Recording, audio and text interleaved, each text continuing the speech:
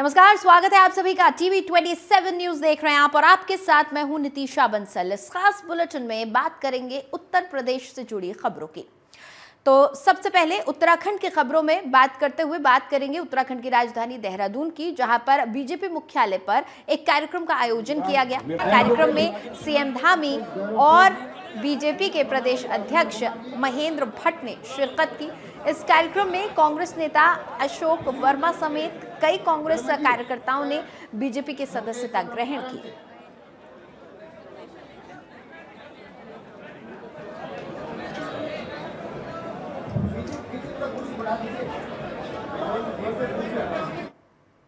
मैं समझता हूं कि एक जैसे बयार बहती है ना, एक तरफ से दूसरी तरफ तक भारतीय जनता पार्टी में कोई कोना नहीं छूट रहा है जहां से लोग बड़ी संख्या में ज्वाइनिंग कर रहे हैं।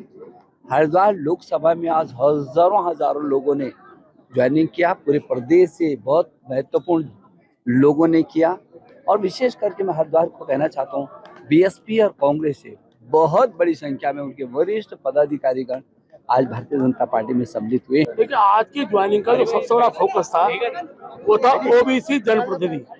आज ओबीसी से जुड़े हुए अशोक वर्मा जी हों, हरिद्वार से भी और ओबीसी की बड़ी संख्या में कार्यकर्ता जुड़े हैं।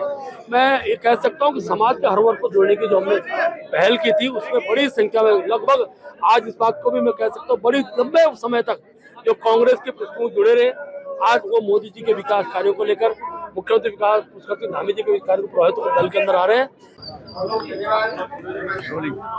आज आपने कांग्रेस छोड़कर भाजपा में आया, क्या कुछ वजह रही है आज आपने भारतीय जनता पार्टी को जो है ज्वाइन किया है? काम करेंगे, देश के लिए काम करेंगे, शहर के लिए काम करेंगे, लोगों की दिक्कत के समाधान के लिए काम करेंगे, इसलिए हम भारतीय जनता पार्टी में आए हैं। उनका एक सोच है, नई सोच है भारतीय जनता पार्टी की, और उस सोच के साथ क्योंकि अब हम जुड़ेंगे और नए पथ पर चलेंगे तो नए नए काम होंगे। कारण क्या रहा है जो आपने जो है कांग्रेस पार्टी से इस्तीफा देकर जो है भारतीय जनता पार्टी? कितना समय आपने कांग्रेस को दिया, उसके बाद मन की बात।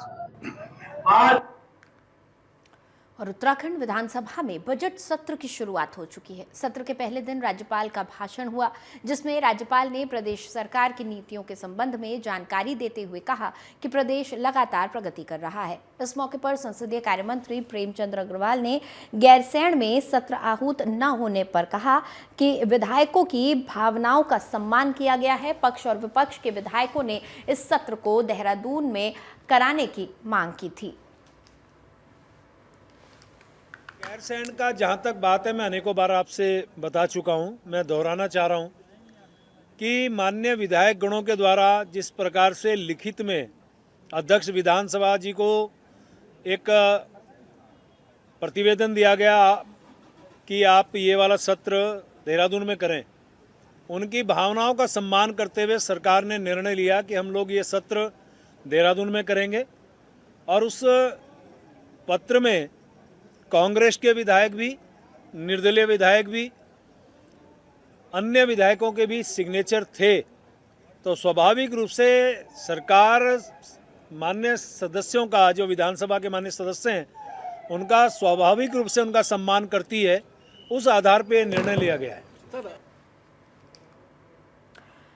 और बजट सत्र के लिए रणनीति तय करने के लिए नेता प्रतिपक्ष यशपाल आर्य की अध्यक्षता में कांग्रेस विधान मंडल दल की बैठक हुई। बैठक के बाद यशपाल आर्य ने कहा कि बजट सत्र की अवधि कम रखकर सरकार जनता के सवालों से बचना चाहती है, पर विपक्ष तय समय में भी जरूरी सवालों पर उसे घेरेगी।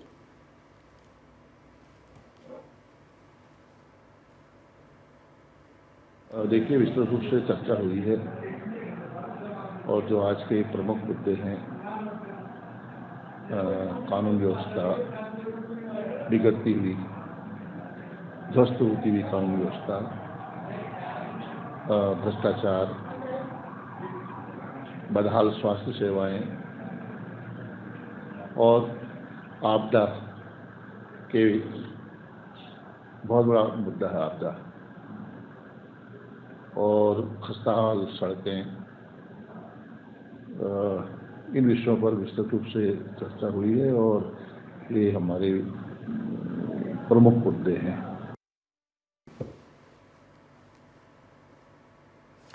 और उत्तराखंड बजट सत्र गैरसैंण के बदले देहरादून में आहूत करने से नाराज पूर्व मुख्यमंत्री हरीश रावत ने देहरादून के गांधी पार्क में 1 घंटे का मौन व्रत रखा। इस दौरान पूर्व सीएम हरीश रावत ने मीडिया को संबोधित करते हुए कहा कि सरकार को बजट सत्र गैरसैंण में कराना चाहिए था।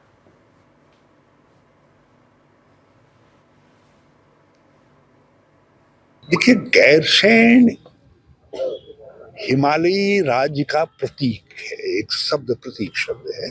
संसद ने गैरसैंण इस उत्तराखंड को हिमालयी राज्य की परिकल्पना के साथ बनाया। इसका जो सृजन हुआ, जिसका जो स्थापना हुई, वो हिमालयी राज्य के रूप में हुई। और हिमालय का स्वभाव है शीतलता, ठंडापन, बर्फ भी पड़ेगी, बारिशें भी होंगी, जंगल भी होंगे, चढ़ाई भी होगी। तो यदि सरकार को गैरसैंण जाने में ठंड लगे तो इसका मतलब है आप हिमालयी राज्य की अवधारणा का अपमान कर रहे हैं। तो बजट सत्र को लेकर जहां एक तरफ विधानसभा में कार्रवाई शुरू हो चुकी है, सत्र आहूत हो चुका है, तो वहीं दूसरी तरफ विपक्ष का कहना है कि बजट सत्र गैरसैंण में आयोजित होना था क्योंकि गैरसैंण हिमालयी राज्य का एक प्रतीक है। और इसी को लेकर आज हरीश रावत, जो कि कांग्रेसी नेता हैं और उत्तराखंड के पूर्व मुख्यमंत्री रह चुके हैं, उन्होंने देहरादून के गांधी पार्क में 1 घंटे का मौन व्रत रखा और अपना विरोध जाहिर किया। कहीं ना कहीं राजधानी को लेकर होने वाली राजनीति अब भी लगातार जारी है। एक तरफ बजट सत्र है तो वहीं दूसरी तरफ गैरसैंण और देहरादून, किसको बनाया जाए राजधानी, कहां आहूत किया जाए सत्र, इसको लेकर होने वाली बहस इस सत्र में भी नजर आई है।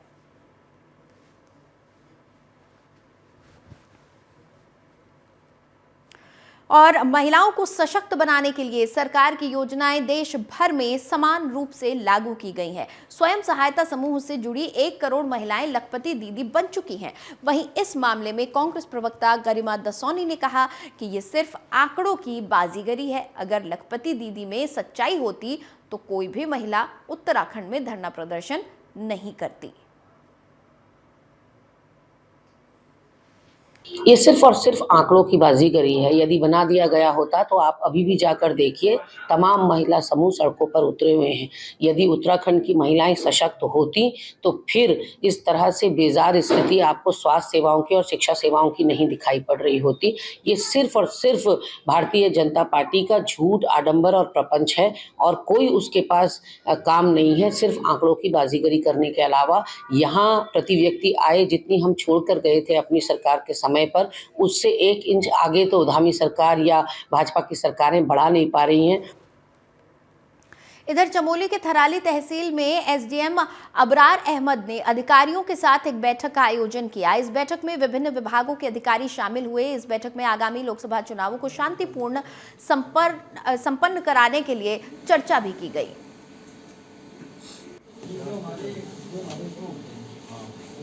डिवीजन लेवल पे एक समस्त विभागों के साथ एक बैठक ली गई। इसमें जो है आपदा पूर्व तैयारियों, जो हमारे जो मानसून सत्र होता है उससे पहले की तैयारी के बारे में उनसे वार्ता की गई और साथ ही साथ जो आने वाले लोकसभा चुनाव हैं उनकी तैयारी के बारे में समीक्षा बैठक की गई। मतदान प्रतिशत बढ़ाने के लिए हम लोग काफ़ी तैयारी कर रहे हैं। स्वीप के द्वारा भी हम लोगों को प्रोत्साहित कर रहे हैं। और इधर हल्द्वानी में 3 दिवसीय निःशुल्क चिकित्सा शिविर का आयोजन किया गया। इस शिविर में बड़ी संख्या में लोगों ने हिस्सा लिया। कार्यक्रम की जानकारी देते हुए जिला आयुर्वेदिक एवं यूनानी अधिकारी महेंद्र सिंह गुंजियाल ने बताया कि प्रदेश सरकार के निर्देश पर 13 जिलों में निःशुल्क स्वास्थ्य शिविर लगाए गए। शिविर में आने वाले लोगों को निःशुल्क इलाज और दवाइयों का वितरण किया जा रहा है।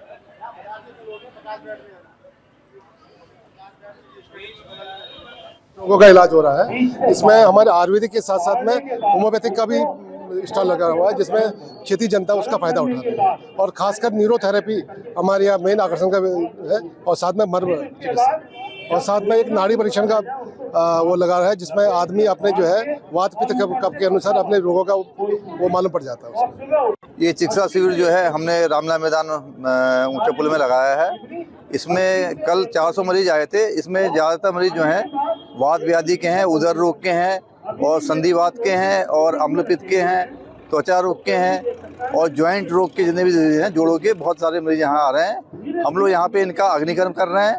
यहाँ पे न्यूरोथेरेपी चिकित्सा चल रही है इनकी, और यहाँ पे हम लोग जो है पंचकर्म की चिकित्सा इनको दी गई है यहाँ पे।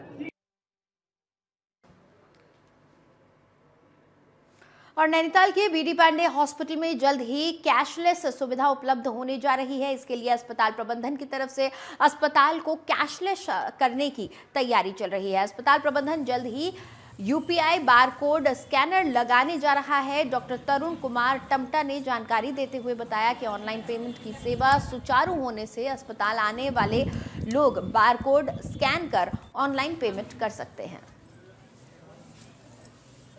जो पहले हम लोगों का कैश जमा होता था, चाहे वो पर्ची बनाने के माध्यम से हो या फिर कोई मरीज भर्ती है या किसी को कोई पैथोलॉजिकल टेस्ट कराना है, तो अब हम इसमें क्यूआर कोड का वो करने जा रहे हैं, जो कि बैंक से सीधे बैंक का हमारा जो खाता है सरकारी खाता, उसमें पैसा चला जाएगा। तो इससे मैं समझता हूँ पब्लिक को बहुत फ़ायदा होगा। एक तो क्या कहते हैं, चेंज वाली प्रॉब्लम नहीं होगी। नहीं तो कभी कभी ऐसा होता है कि चेंज नहीं होती है तो उसकी वजह से दिक्कत आती है, तो ये नहीं होगा। और दूसरा क्या कहते हैं कि पैसा डायरेक्ट जहाँ पे हमको भेजना है वो सीधे चला जाएगा, तो इसमें किसी तरह की कुछ गड़बड़ होने के भी चांसेस भी नहीं रहते। और कर्णप्रयाग ब्लॉक मुख्यालय में आंगनबाड़ी कार्यकर्ताओं ने अपनी 2 सूत्रीय मांगों को लेकर रैली निकालकर प्रदर्शन किया। प्रदर्शन कर रहे आंगनबाड़ी कार्यकर्ताओं ने कहा कि अगर उनकी मांगें नहीं मानी गई तो लोकसभा चुनाव का बहिष्कार करेंगे। नहीं चलेगा अत्याचार, नहीं चलेगा अत्याचार, वो सरकार निकम्मी है, वो सरकार निकम्मी है। और आंगनबाड़ी कार्यकर्ताओं ने अपनी 8 सूत्रीय मांगों को लेकर प्रदर्शन किया है। प्रदर्शन कर रहे कार्यकर्ताओं ने एसडीएम को ज्ञापन सौंपते हुए आंगनबाड़ी कार्यकर्ताओं को राज्य कर्मचारी घोषित करने और मानदेय के बजाय वेतन भोगी घोषित करने की मांग की।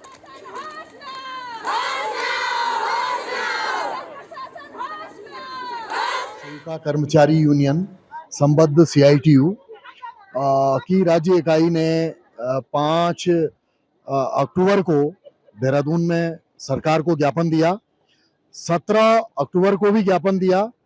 उसके बाद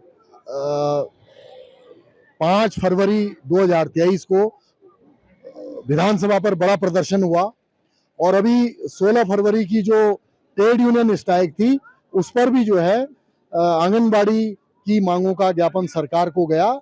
और जब और हमारी मांग है कि हमें सबसे पहले मांग यह है कि हमें राज्य कर्मचारी घोषित किया जाए, और जब तक राज्य कर्मचारी घोषित नहीं किया जाए तब तक न्यूनतम वेतनमान 26,000 किया जाए, और जो मिनी केंद्र है उन्हें पूर्ण केंद्र का दर्जा दिया जाए, और सुपरवाइजरों में 100% की भर्ती जो है आंगनबाड़ी से ही ली जाए। के साथ पूरा प्रदेश देशव्यापी हड़ताल में जा रहे हैं। आंगनबाड़ियों का कार्यकर्तियों का शोषण हो रहा है। इसमें आंगनबाड़ी कार्यकर्तियां विभिन्न विभागों से, आज पल्स पोलियो, ग्राम विकास हो, बीएलओ हो, चाहे कोई भी कार्य किया जा रहा है। ना हमें मानदेय, केवल न्यूनतम मानदेय हमारा 9,263 रुपये है। इसमें क्या हमारा 9,263 रुपये में हमारा जीवन यापन हो जाएगा? और मौसम विभाग ने प्रदेश में बारिश के साथ ही ऊंचाई वाले इलाकों में बर्फबारी की संभावना व्यक्त की है। मौसम विभाग के निदेशक विक्रम सिंह ने जानकारी देते हुए बताया कि 26 और 27 फरवरी को उत्तरकाशी, चमोली, रुद्रप्रयाग, पिथौरागढ़, बागेश्वर जिलों में बारिश हो सकती है।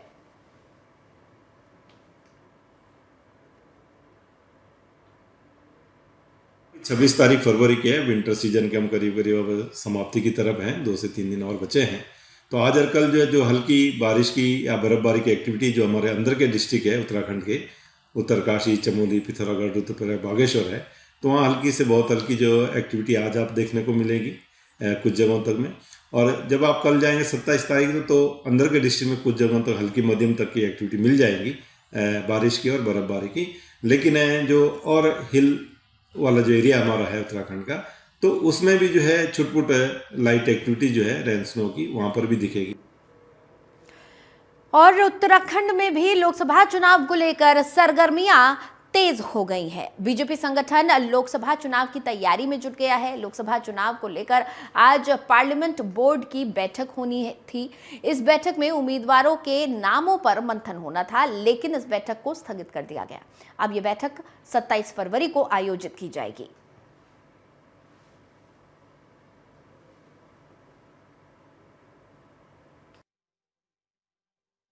देखिए, हमारी कल 2 बैठकें हैं। पहली बैठक हमारी प्रदेश की चुनाव प्रबंधन समिति की बैठक है, जिसमें हमारे राष्ट्रीय चुनाव प्रभारी, जो हमारे प्रदेश के प्रभारी भी हैं, राष्ट्रीय महामंत्री दुष्यंत गौतम जी रहने वाले हैं। उसका 3 बजे हम लोग अपने राज्य का पार्लियामेंट्री बोर्ड बिठाएंगे और आज रात सायंकाल हम रात्रि तक बैठक करेंगे। जो हमने ऑब्जर्वर बना के भेजे थे, उनके द्वारा नाम की संस्तुति आएगी, उनको हम स्टेट पार्लियामेंट्री बोर्ड में रखेंगे और सेंट्रल पार्लियामेंट्री बोर्ड को हमारे यहाँ से नाम चले जाएंगे। उसका सेंट्रल पार्लियामेंट्री बोर्ड बहुत जल्दी हमारे यहाँ लोकसभा के प्रत्याशियों की घोषणा। और इस खबर पर ज्यादा जानकारी के साथ मेरे सहयोगी विपिन नेगी फोन लाइन पर जुड़ चुके हैं, उनसे बातचीत करेंगे।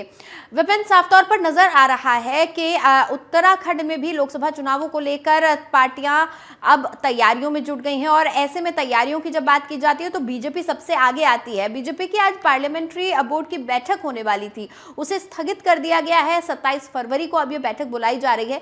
अमूमन ऐसा बीजेपी जैसे संगठन में होता नहीं है।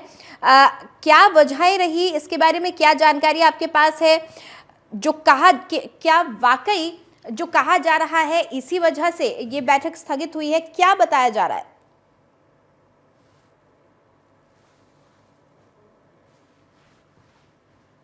विपिन से हम दोबारा संपर्क करने की कोशिश करेंगे। टेक्निकल दिक्कत के चलते उनकी आवाज हम तक नहीं पहुंच पा रही है। बहरहाल आपको बता दें कि बीजेपी के पार्लियामेंट्री बोर्ड की आज बैठक बुलाई गई थी, जो कि फिलहाल स्थगित कर दी गई है। दरअसल उत्तराखंड में उम्मीदवारों के नामों को लेकर मंथन होना था। 2024 के लोकसभा चुनावों की सुगबुगाहट उत्तराखंड में भी अब सुनाई देने लगी है। उत्तराखंड में तमाम पार्टियां तैयारियों में जुट गई हैं। इसी बीच बीजेपी आज एक बैठक बुलाने वाली थी, लेकिन उसे